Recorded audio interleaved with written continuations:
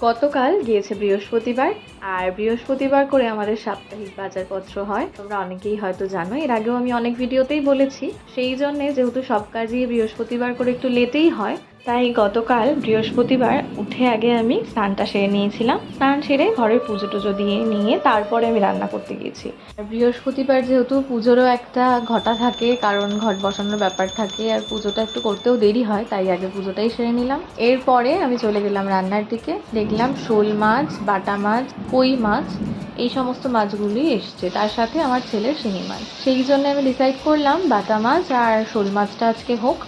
যেমন ভাবা তেমন কাজ, তাই মাছের গায়ে নুন হলুদ মাখিয়ে কড়াইয়ে সম্প্রদান করলাম, যেটা তোমাদের দেখানো হয়নি কারণ ভিডিও শটটা আমি নিতে ভুলে গেছিলাম। আগেই বললাম যেহেতু অনেকটাই দেরি হয়ে গেছিলো, তাই এক পাশে গ্যাসে হচ্ছিল আমাদের রান্না, আরেক পাশে বসিয়ে দিয়েছিলাম তাতানের খাবার। গতকাল শোল মাছটা দিয়ে রান্না করেছিলাম মাছের টক, যেটা বিয়ের আগে অবধি তো আমি কখনো শুনিনি যে টক বলেও একটা বস্তু এক্সিস্ট করে। কিন্তু এখন আমি মোটামুটি টকটা ভালোই রান্না করতে পারি। তবে যাই বলো, ভালো করে রান্না করতে শিখলেও আমি এখনো কিন্তু মাছের টক খেতে শিখিনি, তাই আমি আর রিস্ক নিলাম না। আমি আমার সিম্পলি ডাল, আলু ভাজা, ভাত, মাছ ভাজা দিয়ে কাজ চালালাম।